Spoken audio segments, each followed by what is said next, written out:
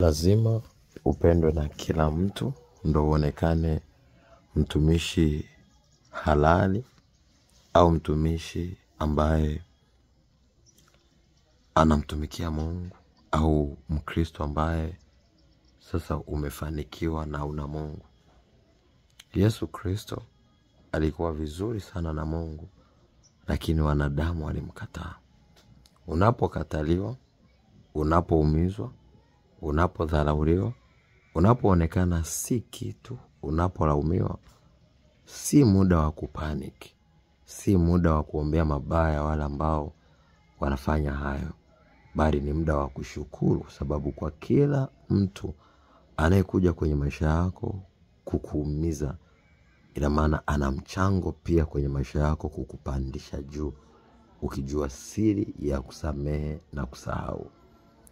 Vita inapokuja, majaribu yanapokuja, wasiwasi unapokuja, kukata tamaa kunapokuja, Mungu anakuwa anahitaji utumie hiyo kama fursa ya kupanda level, fursa ya kumwamini zaidi, fursa ya kuonesha kwamba una moyo wa kimungu ndani yako. Mungu alikuwa ni mwema kwa wasio shukuru na waovu.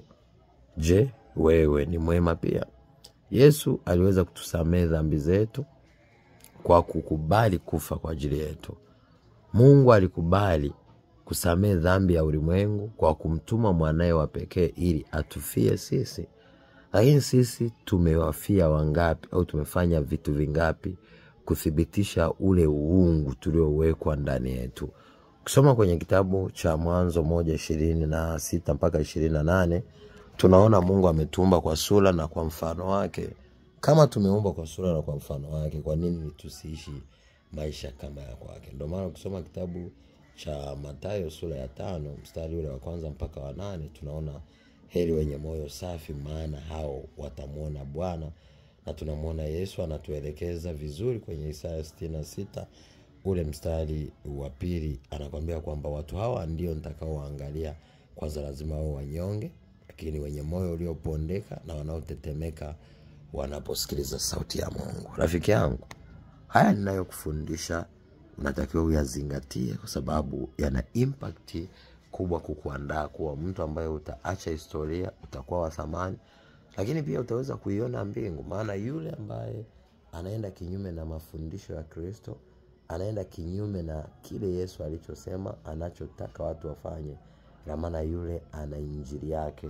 Huenda anaendesha injili kwa ajili ya kuwafurahisha wanadamu, ila si kwa ajili ya kumfurahisha Mungu. Na Yesu mwenyewe ameweka wazi kwamba msije mkadakwa na mafundisho ambayo yapo kwa ajili ya misingi ya kuwatukuza wanadamu, ila sio kutimiza mapenzi ya Mungu. Kumbuka Paulo anasema, kuja kufundisha kwangu sikuja kwa ajili ya kuongea maneno matamu ya hekima ya wanadamu, bali kwa dalili za nguvu na kumtukuza aliye juu.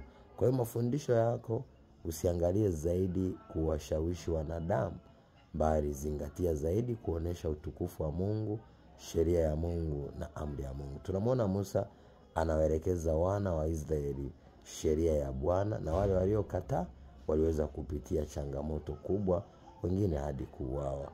Sasa Wakristo wengi leo wanahitaji wasikilize yale mafundisho yanayowatia moyo, yaliyo ya kibinadamu ila sio ya kimungu. Na watumishi wengi wanafanya hivyo ili kwa ajili ya kujaza matumbo yao na kupata faida zao binafsi. Toka usingizini, rudi kwenye misingi ya neno. Tafute Mungu, maana unapolikwepa neno ukawa unasikiliza mafundisho ya uongo na hutaki kuthibitisha yale mafundisho kama ni ya Mungu kwa kufuatilia kile Yesu alichofundisha, ndugu, utaikosa mbingu. Huku unaiona muda mwingine hata kufanikiwa kutakuwa hakuna. Utabarikiwa sana kimdomo, lakini kumbe ni baraka za uongo ambazo hazimo ndani yake, na mwisho wa mwisho unaishi maisha ya mateso na majanga hapa duniani.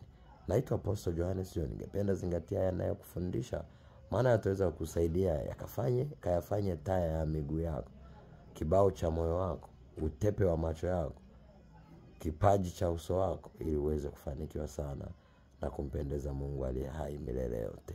Amen. Shalom.